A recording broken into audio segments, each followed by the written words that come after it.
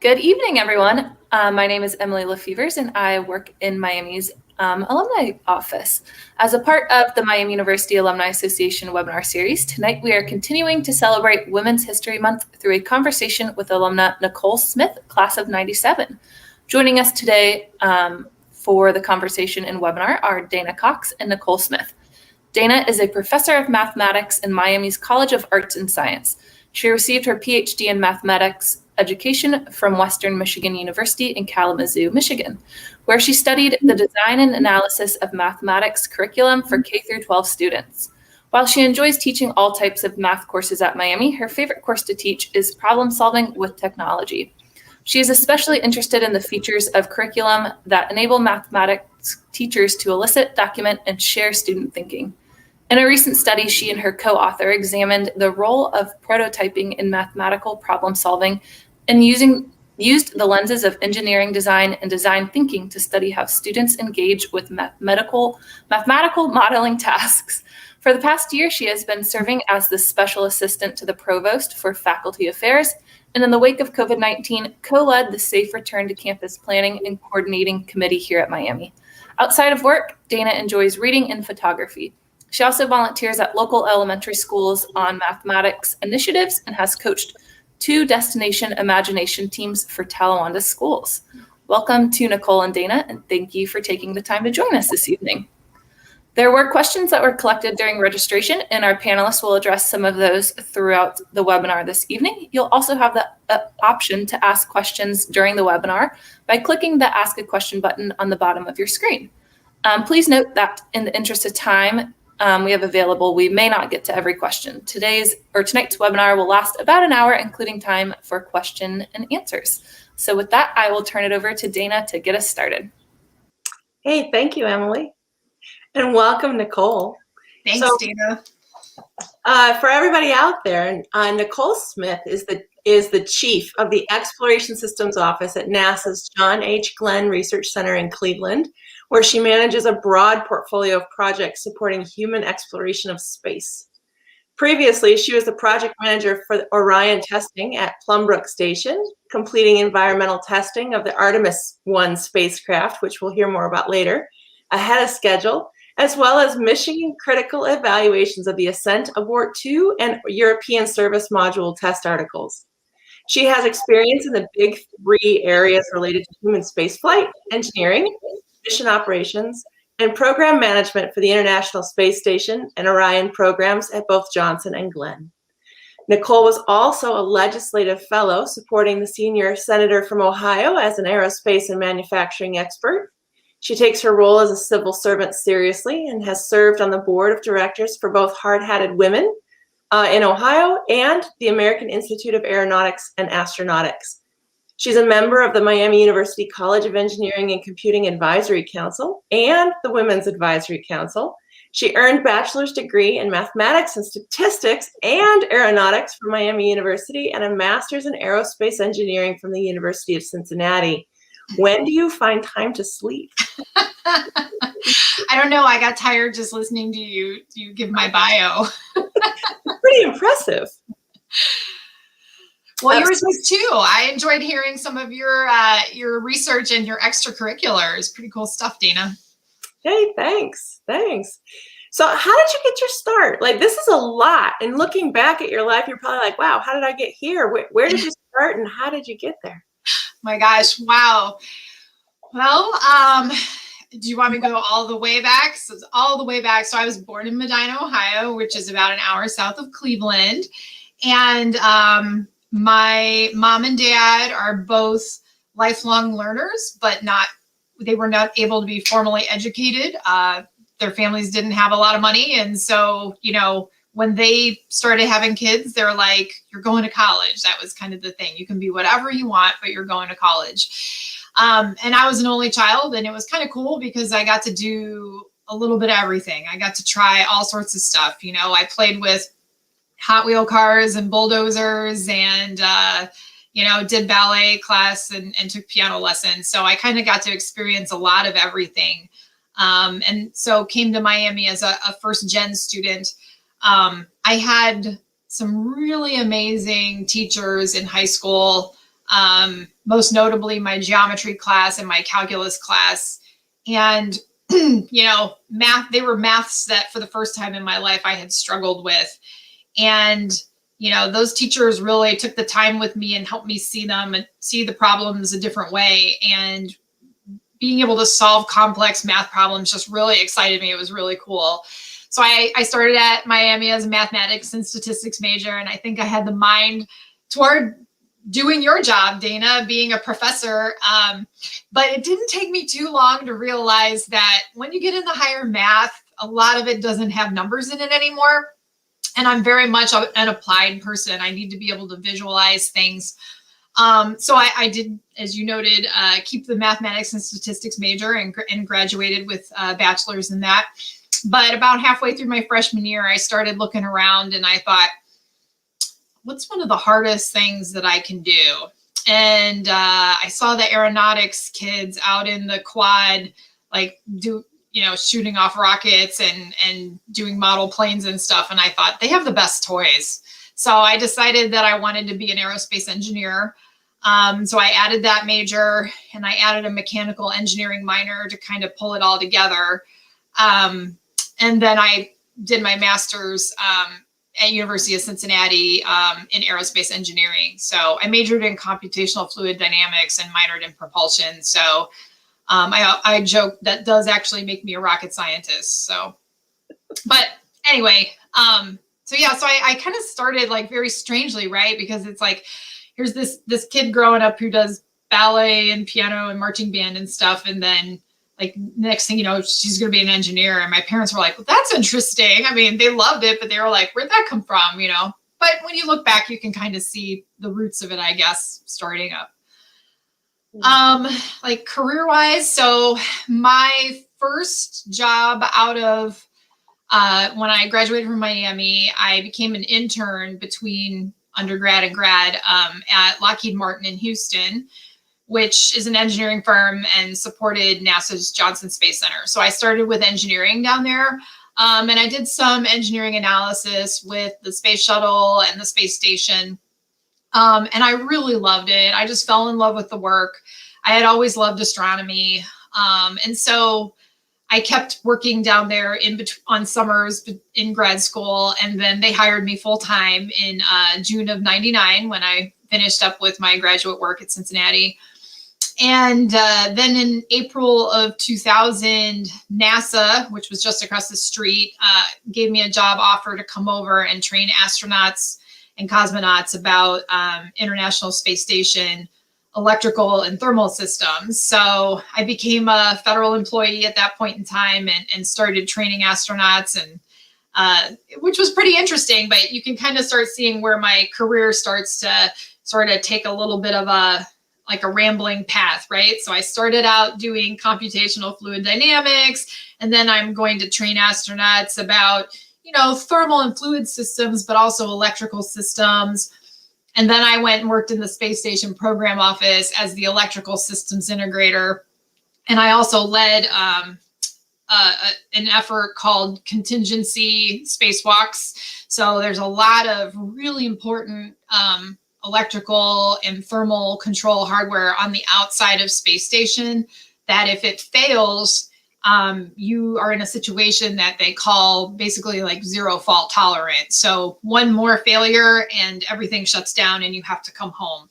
So I led the whole effort to be able to fly all the spare hardware and make sure all the tools were on orbit and make sure all the procedures were laid out, and we'd assessed all the risk and the astronauts were trained. And so it was a really cool effort. So at that point, I kind of learned like how the whole vehicle works, right? So I learned how a vehicle works when I was an instructor, and I learned how the vehicle works, training astronauts and like looking at these huge failure scenarios. That sounds like an awful lot of pressure. Looking at failure scenarios and sending people out into space to fix major problems. Was that intense? Yeah, it was, but we had a team of people, right? So I started the team, and then a really great person who ended up becoming a good friend of mine in the flight director office joined up with me, and we co-led the team. And so I had at my disposal a number of technical experts who could answer these questions. I mean, I didn't have to know everything myself, which was great. The one thing I had to be able to do was ask all the right questions.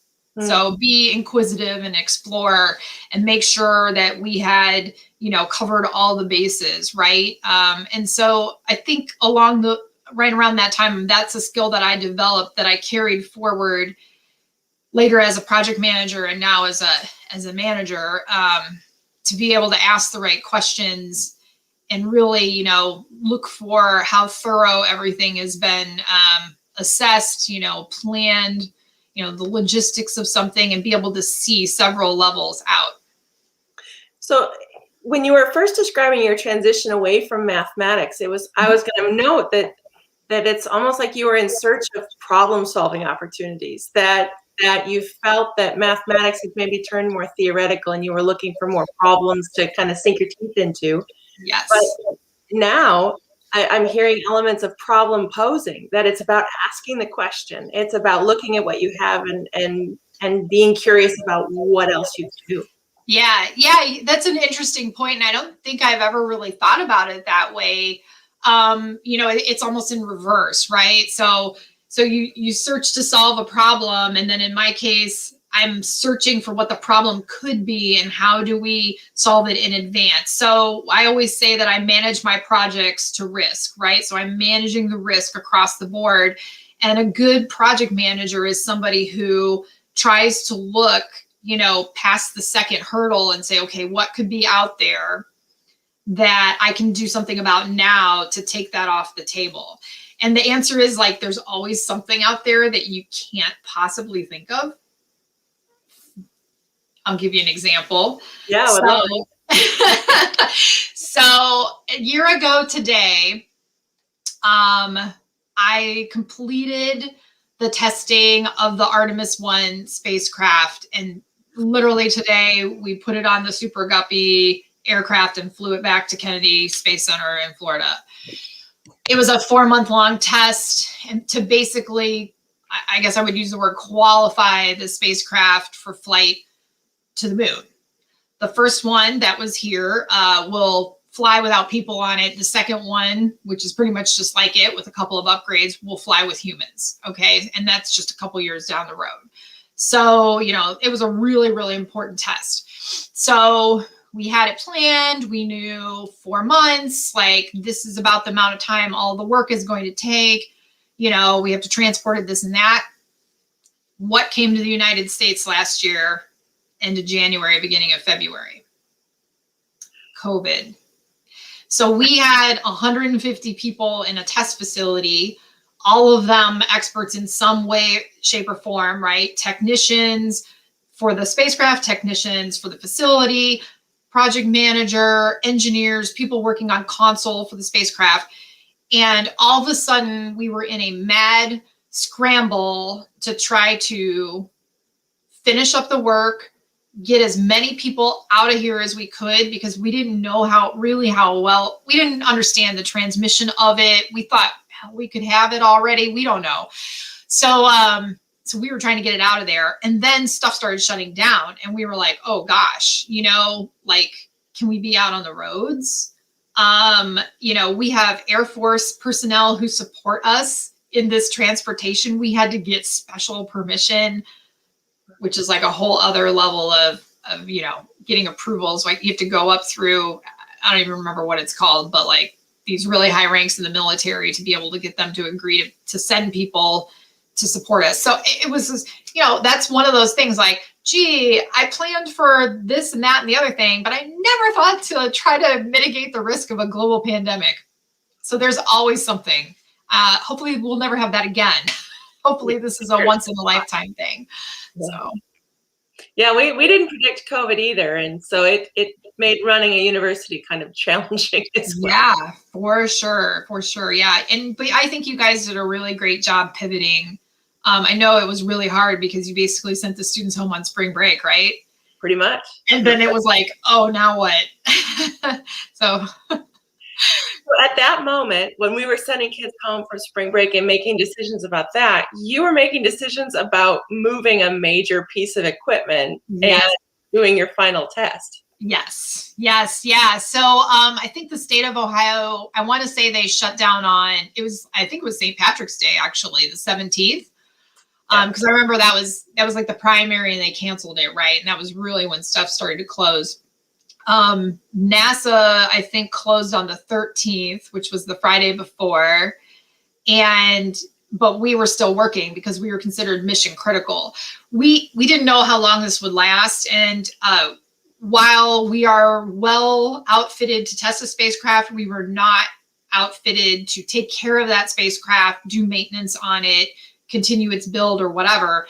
All of that hardware is down at Kennedy. And so we were like, we looked at the option of leaving it here and sheltering it in place. And we were like, it could be like 4 months. Okay, here we are a year later, right? And we're still not back. So we just said, we can't afford that. Let's get it out of here and get it back to Florida where it'll be safer because it's in the building with all the hardware that it needs to take care of it. So yeah, it was pretty intense to go through that final couple of weeks, kind of racing the clock, and then also trying to keep each other safe. I mean, we were just wiping down every surface that we could possibly put a Clorox cloth on, so we didn't know at that point. We were just doing our best to try to keep everyone safe. Yeah, it almost seems like outer space was the only place you could go to get away from COVID. Yeah, sadly, that's probably true. For the people listening who may not know what Artemis is, can you just give us a brief primer on what it is? And it's really cool name. Yeah, absolutely. So Artemis is NASA's program to send the first woman and the next man to the moon.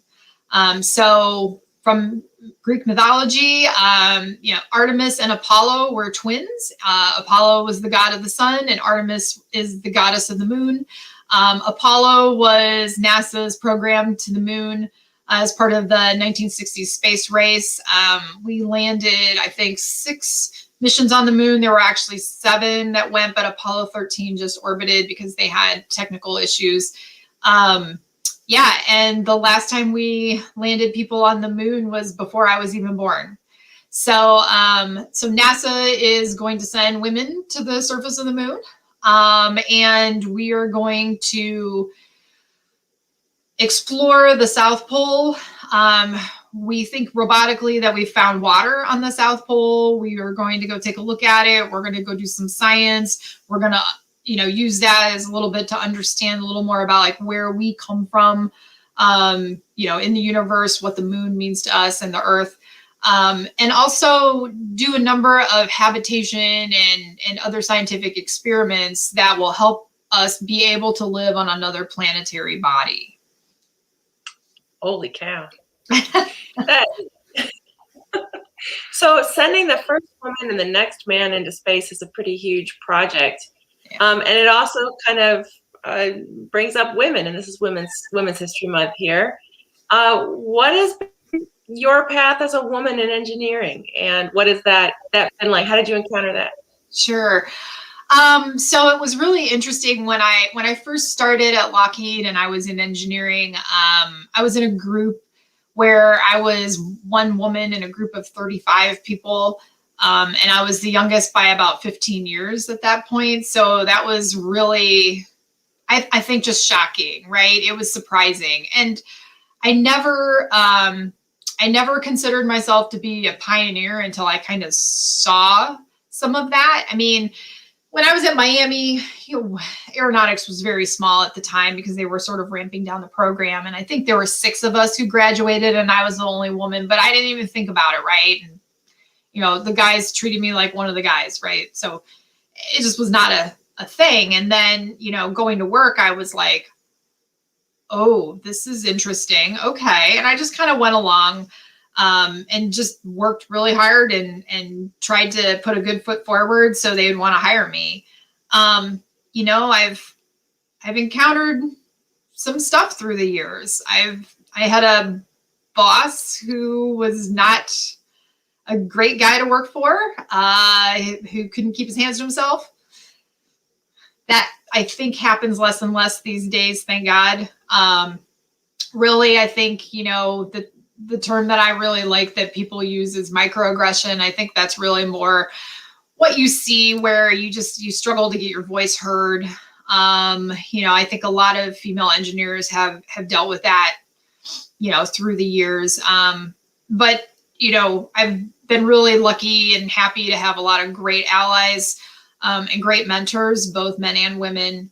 And they've made it, you know, a really wonderful experience.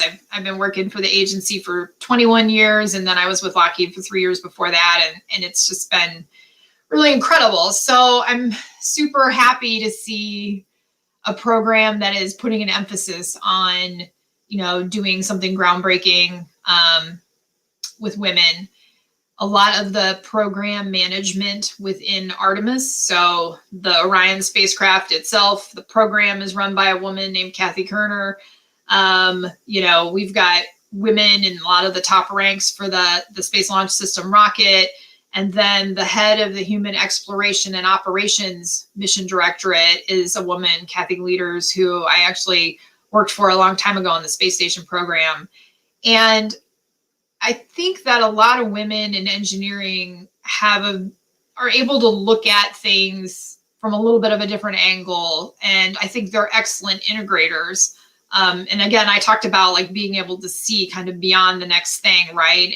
And look at the whole larger picture. I'm really excited about the direction that we're heading and to try to see more women at NASA and just in engineering in general, which is why I do stuff like this and work with the university. Yeah, for sure. Kind of reaching back and paving the way for other women who want to take that path. Yes. You said that you didn't always consider yourself a pioneer, and you hadn't considered yourself a pioneer until you got on the job. What are some ways that you are a pioneer and are shaping the field as a woman in engineering? Oh my goodness. Wow. I don't know. That's a really great question. We can table it and I can come back. I mean, I think just, you know, I'd say most women in engineering probably all say the same thing. Like, I'm not a pioneer, you know, whatever. But I do think that, you know, I've always worked really, really hard to be the best I can possibly be and to prepare myself for the next opportunity that could present itself. And when that opportunity comes, I go for it. I don't tell myself no. I make somebody else tell me no, which was one of the best pieces of advice I ever got from a mentor.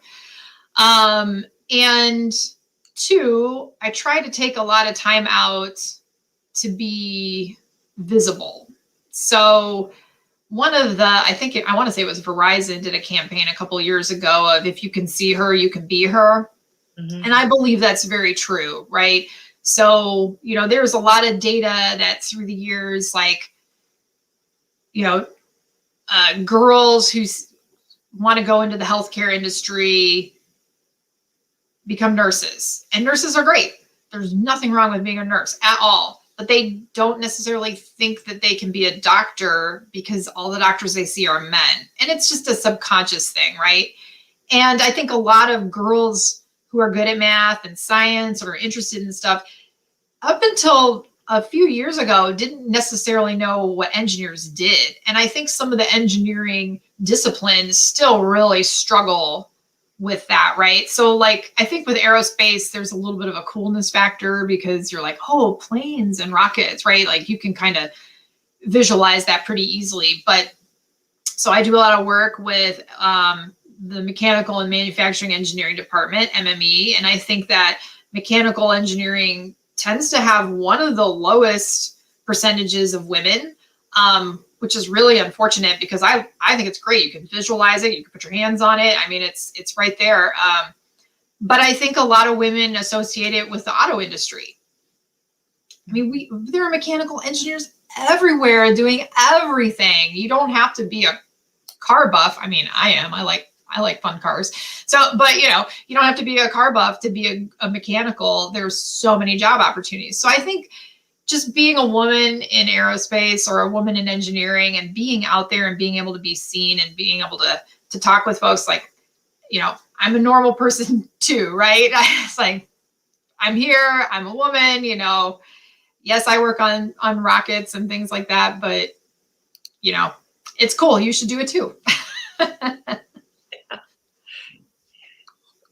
So you're pretty heavily involved in recruiting new engineers. You're heavily involved in helping Miami improve its engineering program and kind of just making sure that the biggest possible pipeline for people in general in engineering exists from Miami to the world. What is your best career advice for new grads or people who are looking to break into what it is you do? Sure. I think be honest with yourself. Be honest with yourself about what you know and what you don't know. I think that is one of the most important lessons, because I think every person, graduates and they get into their new job and they think to them, they have the imposter syndrome. They think to themselves, oh my gosh, my boss is going to find out that I don't know how to do this and I'm going to get fired. And no, you go through engineering school to learn all the basics of engineering. And when you get to work, they are going to teach you there too, what they want you to do at that point. You just need to be really hardworking, have the ability to grasp it, learn, ask good questions, etc. So if you're honest with yourself about what you know and what you don't know, and you're confident in that, I think that really will do you a lot of favors. So you're confident, okay, I don't know that thing, so I'm going to ask a question because I don't think I'm supposed to know that thing. Or, hey, I know that thing. You're arguing with me about that. Let's talk about that because I do know that. So, there's kind of two sides of the being honest with yourself and having that confidence in what you know and what you don't. The resilience thing, that's really more for women. So I want to encourage younger female engineers that if in your first job out of school, you don't like it or you're not in a good environment, don't immediately assume that it's you. Yeah. Find a different job and try something else in engineering, because you could just be in a pocket of toxic, atmosphere, right? You could have that boss, right? That's just not a good fit for you for whatever reason. So the resilience part is hang in there and believe that you can do it. And if it's a bad situation, look for a different place to work, because there are some really great places out there. You don't need to suffer through that. That's really interesting, because when you're a student of any age, you're constantly looking for feedback about whether or not you're doing the right thing or you're learning the right things. And it's all the feedback is from the outside internal. Right. That's really great advice, that when you get into the first workplace, sometimes if it's not going well, that's not feedback for you. It's just feedback on the fit, or it's feedback on the atmosphere itself. I think that's a really important thing. Right. Yeah, I think so too. Because, and I've beat myself up in jobs before too. And then just realized like, this just is not like, my boss and my personality aren't working, for whatever, it's not clicking or whatever it is, or my personality with this organization, like this is just not working out. So, it's just, it works for other people maybe, but maybe not for me. Right. So it's not always easy to find community. It's not always easy to surround yourself with people, who inspire you and make you think about all the things. How have you been able to kind of surround yourself with community and people that built you up? Yeah, so I would say a couple of different ways. Everybody always talks about networking, and so that's always the easier answer, is getting involved with an organization. So like when I, was at Cincinnati, and also then when I went to Houston, I was involved with the American Institute of Aeronautics and Astronautics, and I met so many great people. And I got to cut my teeth on some like leadership and like small project management type of stuff as volunteerism, at a time when I was too junior to maybe do that in my job. And so I think, joining an organization, doing some work or volunteering with them if you can, I think that is a really good way to build a community. The other way that I build a lot of community are with my project teams that I've led. And that's really more about being, I think, empathetic and understanding the people who are on my team, really understanding each one of them as an individual. And then trying to manage the team, understanding each one of those individuals, what their strengths are, what maybe some of the gaps might be, and how to really pull out the best work from each of them to motivate them. And then also just try to build that sense of team with them. And so I think that my last project team would tell you that, with me, like the buck stops here sort of thing, or also that I would like go to the mattresses, to use a Godfather term, for them, right? So we'd be in a meeting and we'd be going over some of the things that we were discussing or the schedule or whatever, and I would challenge them, right? I would be a little bit hard driving with them, like, hey, I think you guys can do that faster. Like, I'd rather hold contingency at the end just in case something goes wrong. Like, why is it doing this, blah, blah, blah. But they knew that I might challenge them. But when I went to the program with whatever we needed, they also knew I would defend them to the death. So, being able to build that sort of a rapport, we were really like a family out there. They were pretty cool. They were a pretty great group of people. Yeah, so engineering is all about problem solving and creating these large machines that will work from afar and control it, but you're also building these human structures around all of this, around the project goals. And it's wow, that's kind of neat. Yeah, and engineers, we never want to admit that, like, the soft skills, the intangibles, right? But they're huge. I mean, those things are huge. And I'll tell you something. So I know several people at NASA who graduated from Miami's engineering programs over the years. And one thing I think that we do great, well, let me put it this way. One thing I think Miami does great job at is developing very well-rounded engineers. So engineers who come out who can communicate verbally and written, who work well together on teams, and who are very, very technically competent, right? So I think the two initial areas are the most important, that ability to communicate and ability to work well on teams. And I think that is something that the university should really embrace, because, it's something that's really special in I think all of the Miami grads, that at least the ones that I know at work. So they're all really well known and admired for those skills. That's great to hear. It seems like that would be discipline specific, but I've also seen evidence that Miami grads and other majors and other areas also develop those team building skills, and also the ability to ask questions and to engage others and see the world from another person's perspective. Yeah. We always complained about the Miami plan for liberal education, the foundation courses and stuff, but I think there's something to it that helps develop that sort of wider, more global view. And I know too, within CEC, they work really hard to give everybody a much wider view of the world in all their classes. So. Yeah, for sure. So we've talked to all the current students out there, and we've talked to all the employers, future employers who are going to hire Miami students out there. What about the recent grads, the alumni out there? You're plugged into a number of different advisory groups, and you give so much of your time. Yeah. What would you recommend to others who are looking to engage with Miami again? Yeah, I'd say just do it. Honestly, especially with women in engineering, we need to keep the pipeline, right? So, the senior leaders need to reach down and help the new grads up, and the new grads need to reach down and help the college students up, and the college students need to reach down and help their kid sisters up, right? And so there's a pipeline thing, and then helping each other out, so we want to stay here, right?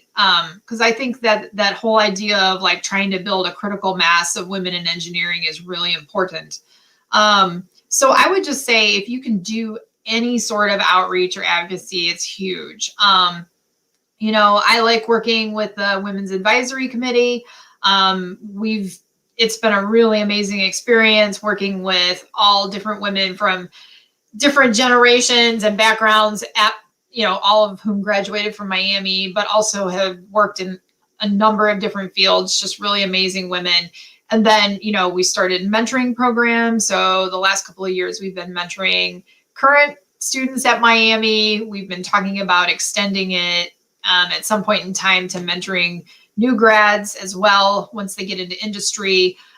So, I just would say if you have a way to do something like that, please do volunteer. And I know I started volunteering, I was probably 25 years old and I didn't have hardly any money. So I wasn't going to, I wasn't going to donate a lot of money to Miami because I didn't have much, but I could afford to donate my time at that point. And so I think that's where I really started doing it was, hey, I want to start working with the Engineering Advisory Council, come back once a year and get on calls and see how I can help out, and it just kind of grew from there. So whatever works the best for you. Now you also do some outreach with girls. You do outreach in your area. So you give back in a lot of different ways. Yeah, so NASA's pretty neat in that we do a number of like girls in STEM programs. Last summer it was virtual, of course, but we usually do every single summer in person. I do work with First Robotics. We actually just had our judging finalized earlier this week, so we somehow magically did a virtual robotics judging this year. So I'm really glad that's been a really cool experience. And then I did volunteer with Hard-Headed Women of Ohio, which was an organization that tried to expose women, especially women from underserved populations, on the trades, the technical trades. So how to become a welder, how to become a machinist, how to go work in the energy industry.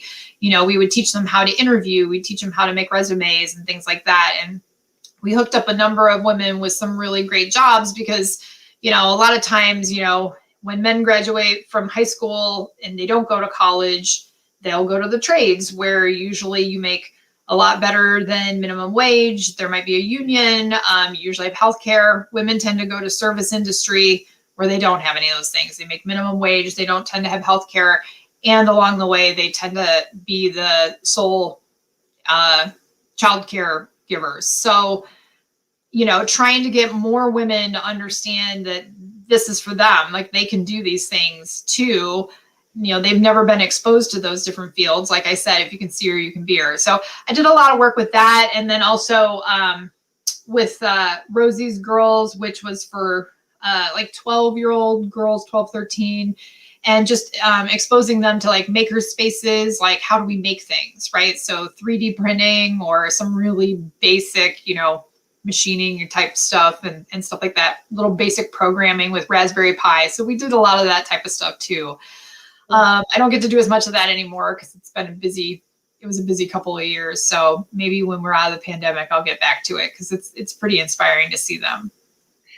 Busy couple years. That's funny. Your resume would say you've had a busy couple decades. Yeah.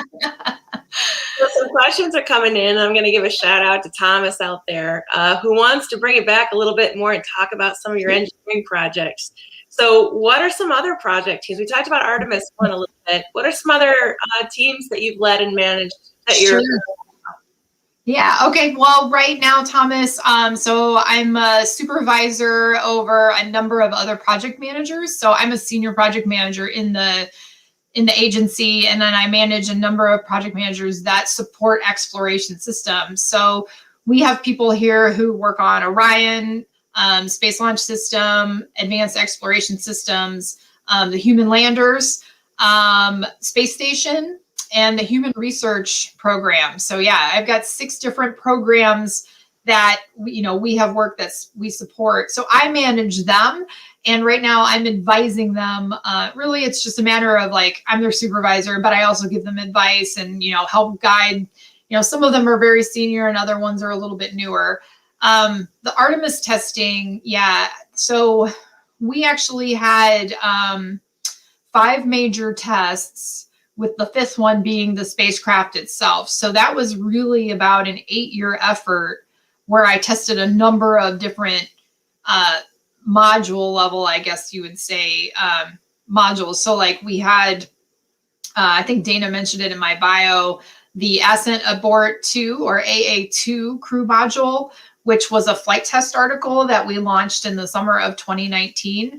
And it was abort loads. So like the way the spacecraft's built, you've got the crew capsule, and then there's this big tower on the top that has some really powerful solid rocket motors on it. And then the whole thing sits on this huge rocket.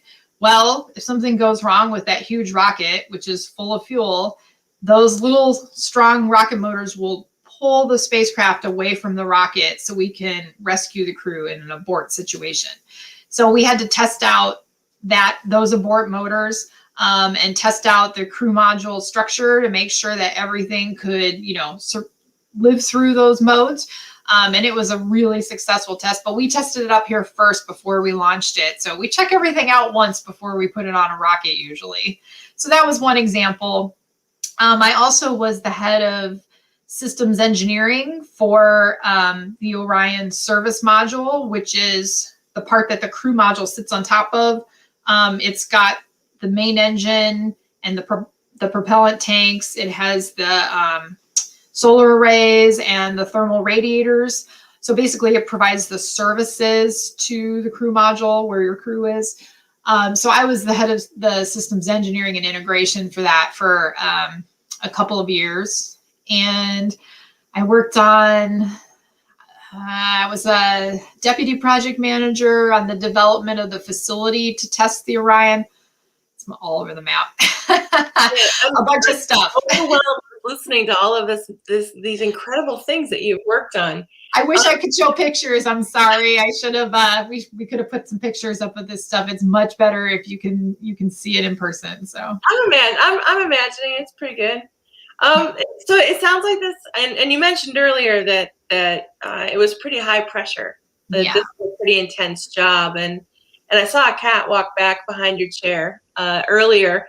Yeah, she's sitting. So pets are great, but what are some ways that you take time and implement work-life balance for yourself? What are some things that you do to balance it out? Yeah, I'm really glad that someone asked this question because, there were a lot of years where I didn't. And it really, I think, took a toll on my health. And, I ended up with like a thyroid issue, and I gained like a lot of weight. I mean, it was tough. And at one point in time, I finally just said, I can't keep doing this. I can't do this. I have to find some time for myself. And so the answer was I ended up setting boundaries. And as someone who tries to be a people pleaser, setting boundaries and telling other people, no, I can't do that is a very hard thing to do. So for me, I really got to the point, like well past the point that I should have before I started setting them. But some tips, I guess I would say, if you have a workout class that you love and it's at 5:15 p.m. twice a week, block it out on your calendar and tell people, I'm sorry, I have a meeting at 5 p.m. and I have to go. Schedule that time for yourself. Go to the doctor. Your employer should want you to be healthy. They should want you to feel good. And, we all have super high pressure things like the 4 months of testing last year. Those were crazy hours, but that's doable. We knew it was for 4 months.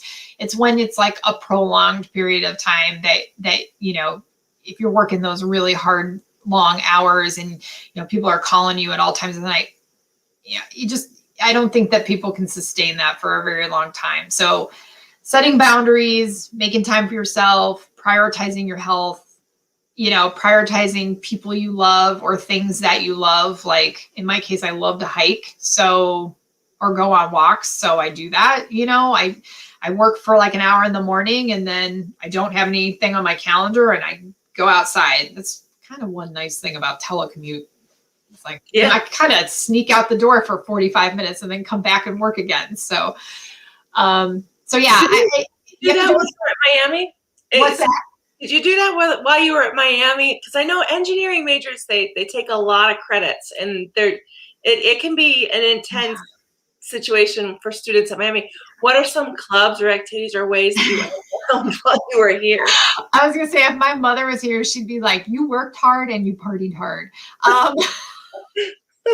So I was actually in the Miami marching band my freshman year. I played piccolo, and then my second year I was a shakerette with the band, and that was awesome. But oh my gosh, those were really long hours, and so I could not keep doing that with engineering. I also was a Zeta Tau Alpha, so I was in a sorority, and pretty busy with them. We did philanthropic stuff and had some fun too. And then I was in an honor fraternity, which I didn't do a whole lot with, sadly to say, and it wasn't the engineering fraternity. So I apologize. I can't remember which one I was in, but so I definitely did some stuff there, but really I took a lot of classes. I just took a lot of classes. I wish I would have had more time, to be honest. There were some things I would have loved to have taken that I didn't get to, like wine tasting, which I think was a botany class. Yep. Social dance. Everybody loved that one. And I think Dr. Shriver was still around and still teaching the history of Miami class back in those days, which would have been amazing. One of the things I hear from my advisees is how customizable it can be at Miami. If you're willing to take more than the minimum load, if you're willing to add a few courses here and there, you can really kind of customize it. Looking backwards from where you are now, Hitesh wants to know, what academic path would you recommend if you wanted to end up exactly where you are? Which, of course, I'm just going to say, of course, you maintain the math stat major. Of course. Well, so I guess, let's see. If I was going to recommend a path now that exists, because my path that I was on doesn't exist anymore. So how does someone get to where you are now? Sure. Well, I'll tell you, NASA hires all kinds of engineers. We hire basically every type of engineer that Miami has, although I'm pretty sure NASA would not, paper engineers. I don't know that we would know what to do with you, but it's possible we would hire you too. So we hire every kind of engineer. We also hire mathematicians, physicists, scientists. So any one of those. And you know what, honestly too, like if there's any accountants out there, we hire you too, because we're like a little mini city, right? We have public affairs folks and education and outreach folks, budgets. We have a CEO, CFO, so we hire all kinds of people. And then obviously we have real hands-on people that work in the test cells. We've got great technicians, maintenance people, the whole shebang. So really, if you're in CEC, I don't think you can go wrong there as far as what you're studying at school. But just, that's my recommendation. How many people does NASA employ? Do you know? I think across the whole United States, we're just shy of 18,000, and that's in the civil servants. So those are the federal employees. Contractor-wise, I don't have a guess. I can't say. I know up here we've got probably 1,500 federal employees here and probably another 1,600 or 1,700 contractors, I think. So we're about 3,000-ish. Now, Kat, thanks you for talking a little bit already about how Miami prepares you for your career. And how useful some things were that you learned at Miami. Is there anything that you wish you did differently or things you wish you had learned? Yeah.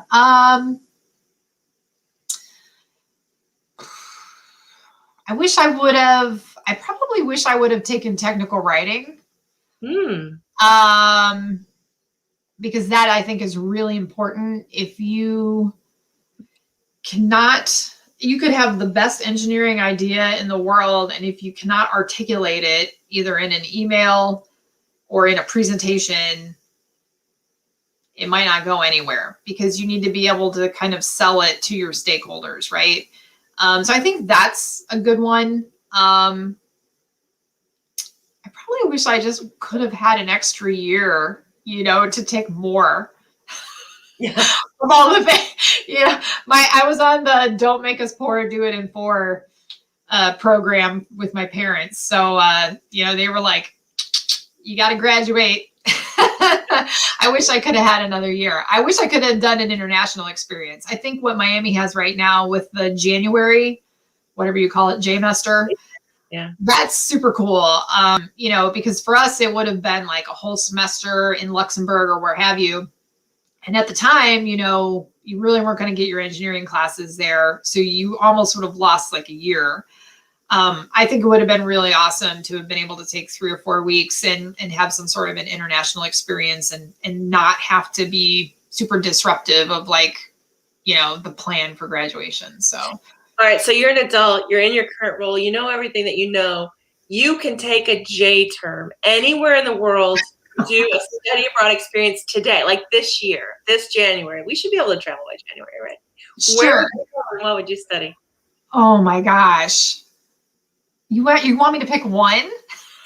Well, yeah, one. So I will say that I was supposed to go visit the former department chair for manufacturing engineering, Dr. Osama Atuni. He lived part of the year in Oxford after he retired and part of his time in Alexandria, Egypt. I was supposed to visit him after the testing was over, but he passed away a little over a year ago. I still would love to go to Egypt and just see everything and, think about, the wonderful human being who really influenced my life when I was a student and after, because we were friends all the way to the end. So that's probably the first place I would go. But that's another good advice for students is bond with your professors. Find ways to connect with them outside of classes and learn from them as people, not just as professors. Yeah. And by the way, if you have a professor who really made an impact on you, send them an email, 5 or 10 years later. I'm pretty sure you will make their day, because I had another professor who was actually in humanities, and I believe she's retired now, and she won some big award, I think. And I sent her an email and I said, "Hey, I guarantee you don't remember me, but I had you for this class and you were just amazing." And she was like, "Oh my gosh, thank you." So, tell them at some point in time that you thought they were great, because I'm sure they appreciate it. Speaking of coolness and greatness, Chris wants to know, what's the coolest project you've been a part of at NASA? Oh my gosh. Well, I think the Artemis testing was it, because, at some point in time, I got to climb up the scaffolding and climb into the hatch, into the crew module where the astronauts will sit. So that's pretty sweet when you're like, yeah, man, this is going to the moon. Plus, I got to do a bunch of other really neat stuff with that project too, like work with, NASA's Super Guppy, which if you've ever seen that airplane, it looks like this giant alien head. It's humongous. I got to work with that and just the Super Guppy. Yeah. I'm writing that down because that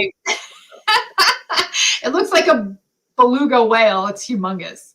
So, so I got to work with that a little bit, and just a lot of really neat, sharp people all over the place. But I think being able to get in the spacecraft was the coolest.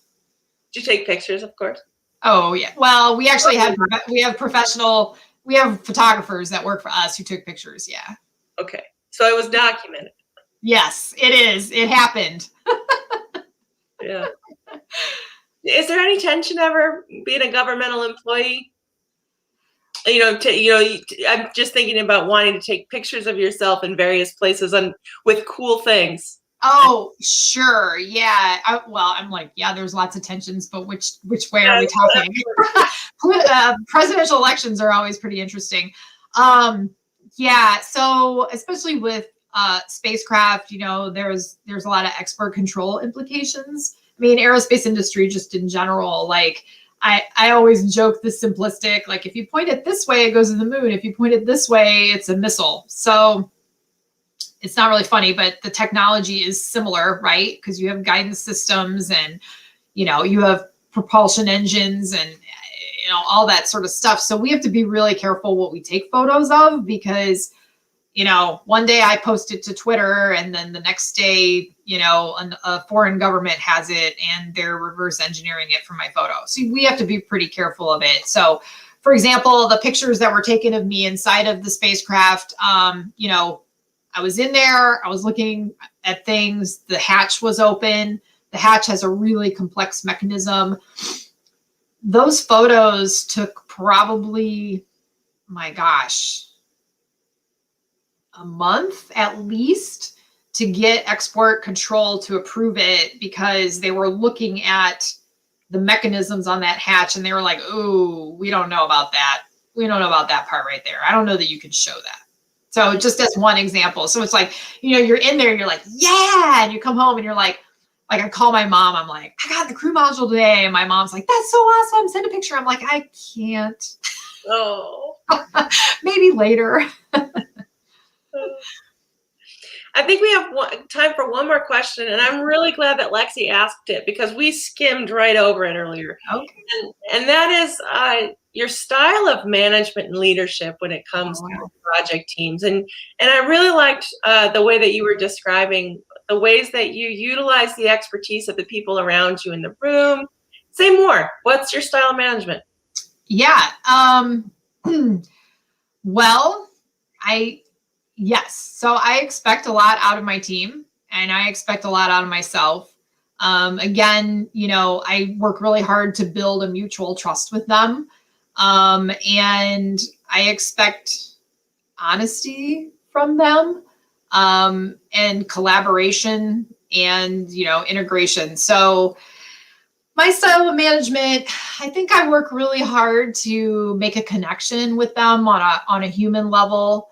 And then I work really hard to show them that they can trust me. I do try to surround myself with people who are really smart and capable. And then, I'll do a little bit of trust but verify. And then once I think, I have that trust relationship with them, it's like, go off and do it. Come back and tell me what you got when you're done. So at some point in time, I just kind of let them go, but I do make sure that I keep daily communication open with all of them. So I had a 6:45 a.m. tag up with them every single day during the testing because it's like, what happened overnight? What are we doing today? And it was 15 minutes and then we were out of there. So I think surround yourself with really smart people who you trust, show them they can trust you, let them do what they're good at. Wow, that's great. I have loved talking with you. This has been a true pleasure. I've had a great time. Thank you so much for the invitation. Yeah. And Emily, thanks for inviting me as well. Of course. Thank you both so much. So thank you all watching tonight for joining us. And a big thank you to both Nicole and Dana for your time tonight. I invite you to check out our other Alumni Association webinars. They are free and open to all. And on our webinar site, alumlc.org/MiamiOH. Thank you again to the both of you and have a great night, everyone. Love and honor. Love and honor.